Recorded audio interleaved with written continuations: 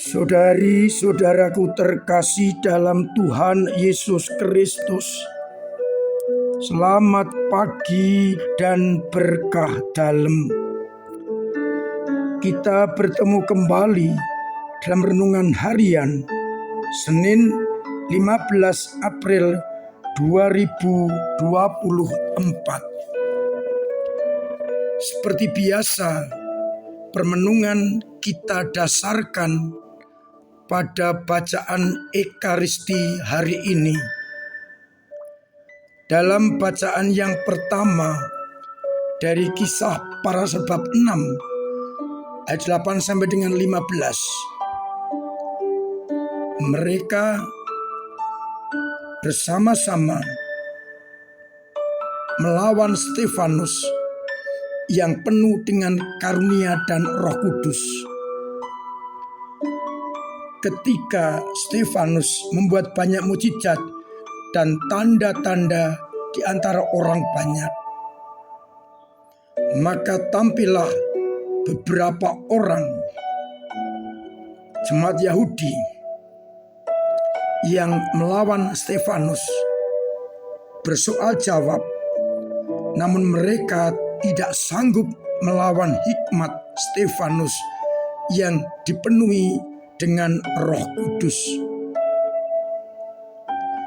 Akhirnya beberapa orang ditampilkan untuk menghujat Stefanus yang dikatakan melawan Musa dan Allah, sehingga mereka mempunyai alasan untuk menyingkirkan Stefanus.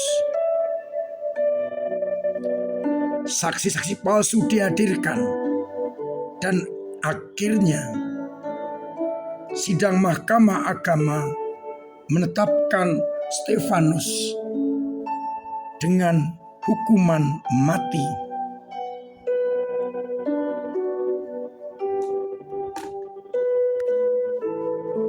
Namun Stefanus tidak mundur. Bahkan orang melihat wajah Stefanus seperti seorang malaikat.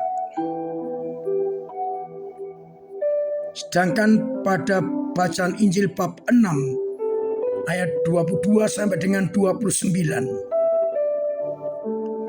nasihat Yesus kepada orang-orang yang mengikuti Dia, yang mencari Dia setelah pergandaan roti.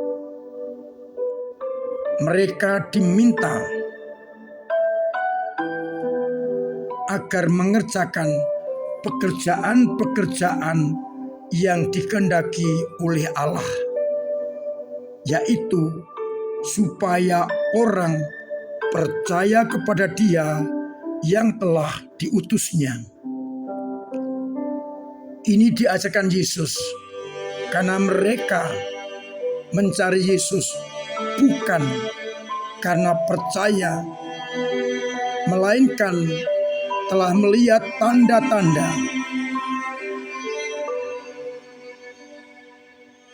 dan mereka telah makan roti sampai kenyang. Saudari-saudaraku terkasih dalam Tuhan Yesus Kristus, kebangkitan Kristus memberikan kekuatan kepada Stefanus untuk menyuarakan kebenaran. Stefanus melakukan banyak mukjizat dan tanda-tanda di antara orang banyak berkat kuasa Yesus yang bangkit. Dan ini sangat mengkhawatirkan bagi orang-orang Yahudi. Meskipun mereka menjebak Stefanus dengan bersoal jawab, namun tak seorang pun dapat mengalahkan Stefanus. Akhirnya dicari cara licik. Saksi palsu dihadirkan agar mereka dapat melenyapkan Stefanus dengan harapan orang-orang tidak terpengaruh untuk mengikuti murid-murid Yesus. Namun Stefanus tidak pernah mundur meskipun kematian ada di depannya. Stefanus yakin kuasa kebangkitan tidak pernah berhenti sekalipun ia mati. Pertanyaan untuk kita renungkan yang pertama, apakah kita berani seperti Stefanus tetap menyuarakan kebenaran meskipun kematian di depan kita? Mungkin sekarang bukan kematian, tetapi tantangan, hambatan, kesulitan depan kita karena kita adalah anak-anak Allah dan menyuarakan kebangkitan. Ataukah kita kalah sehingga kita akhirnya tidak berani menyuarakan kebenaran? Dari bacaan Injil, mukjizat yang diadakan Yesus begitu memikat banyak orang, maka kemanapun Yesus pergi dicari oleh banyak orang. Demikian pula ketika mereka tidak menemukan Yesus di tempat itu, mereka pergi mendahului Yesus. Dan ketika menemukan Yesus di seberang laut, mereka bertanya, "Rabi, bila manakah engkau tiba di sini?" Motivasi pertanyaan ini ditebak oleh Yesus dan bahkan dikatakan dengan tegas, "Aku berkata kepadamu, sesungguhnya kamu mencari aku bukan karena kamu telah melihat tanda-tanda, melainkan kamu telah makan roti dan kamu menjadi kenyang. Bekerjalah bukan untuk makanan yang dapat binasa, melainkan untuk makanan yang bertahan sampai kepada hidup kekal yang akan diberikan Anak Manusia kepadamu. Sebab dialah yang disahkan oleh Bapa Allah dengan meterainya." Apakah artinya mencari makanan yang bertahan sampai hidup yang kekal? Ketika mereka bertanya, Yesus menjawab, "Inilah pekerjaan yang dikehendaki oleh Allah, yaitu hendaklah kamu percaya kepada Dia yang telah diutus oleh Allah." Dengan demikian menjadi jelas kita diajak untuk menomorsatukan pekerjaan-pekerjaan Allah, mendengarkan dan melaksanakan kehendak Allah. Memang pekerjaan dunia perlu kita kerjakan sebagai sarana untuk mencapai pekerjaan-pekerjaan Allah. Percaya kepada Allah harus mengerti segala konsekuensi yang akan ditanggung seperti Stefanus, yakni kematian. Mungkin zaman sekarang tidak kematian fisik, tetapi mental, karier, dan macam-macam akan dimatikan. Tetapi semuanya itu akan binasa.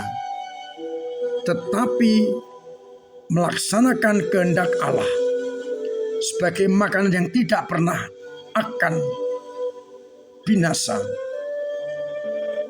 akan mencapai hidup kekal, harus kita kerjakan. Oleh karena itu, pertanyaan permenungan kedua, selama ini apa yang saya cari? Apa yang saya kerjakan? Apakah kepentingan duniawi, ataukah kita melaksanakan pekerjaan Allah, yakni percaya kepada Dia yang telah diutus oleh Allah. Percaya kepada Dia berarti hidup dan karya-karya kita sandarkan, kita dasarkan hanya kepada Allah. Sudahkah aku hidup dan karya-karyaku selalu saya gantungkan dan sandarkan kepada Allah? Tuhan memberkati kita sekalian. Amin. Marilah kita berdoa. Bapa yang penuh kasih, kami bersyukur lewat kedua sabda-Mu kami kau ingatkan apa yang perlu untuk hidup kami, yakni melaksanakan pekerjaan-pekerjaan-Mu. Pekerjaan dunia kami hidupi sebagai sarana dan kekuatan untuk menuju kepada pekerjaan-pekerjaan-Mu. Oleh karena itu, buatlah kami semakin peka akan kehendak dan sabda-Mu lewat peristiwa yang kami jumpai, lewat orang yang kami jumpai, dan lewat apapun yang kami kerjakan. Semoga iman umat-Mu senantiasa Engkau jaga, Engkau kembangkan, agar yang jatuh Engkau bangkitkan, yang mandek Engkau dorong, yang menipis imannya Engkau beri semangat baru. Semoga mereka yang sakit Engkau sembuhkan, yang telah berpulang menghadap-Mu Engkau terima dalam pangkuan-Mu, yang beban berat Engkau ringankan, yang punya persoalan Engkau bantu mengurai, dan yang kesulitan ekonomi Engkau bantu lewat samanya, dan usahanya Engkau beri keberhasilan, agar akhirnya mereka mengalami kasih-Mu, beriman dengan kokoh, dan tetap menyerahkan hidup hanya kepada-Mu. Untuk itu, bantu dan sertai kami dengan berkat-Mu sendiri, Bapa dan Putra dan Roh Kudus. Amin. Saudari-saudaraku terkasih, tetap saya dorong, saya anjurkan, setengah saya wajibkan untuk selalu mematuhi protokol kesehatan demi kita memiliki hidup yang sehat, agar kita terbebas dari berbagai penyakit, terutama virus corona. Kita mencoba untuk terus menghayati iman kita dengan berbagai katekese yang akan memperkuat iman kita. Kita bersyukur karena setiap minggu kita mendapatkan katekese sebelum perayaan Ekaristi lewat tampilan katekese di monitor televisi. Hari Rabu tanggal 17 akan ada katekese Katolik Asyik belajar bersama Romo. Saya undang umat untuk hadir, memperdalam, memperteguh iman kita.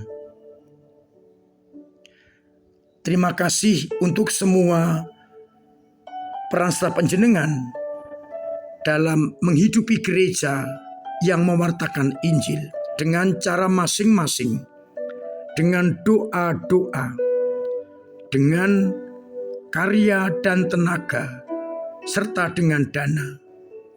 Dengan cara itu, gereja akan terus bisa melaksanakan kehendak Allah dengan melayani umat, terutama mereka yang kecil, lemah, tersingkir, dan difabel.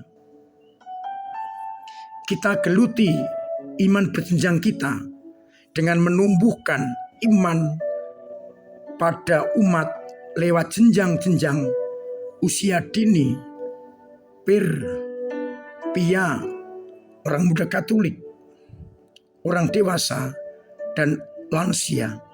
Harapannya dengan iman itu kita akan benar-benar mencari makanan yang tidak akan binasa, yakni melaksanakan kehendak Allah.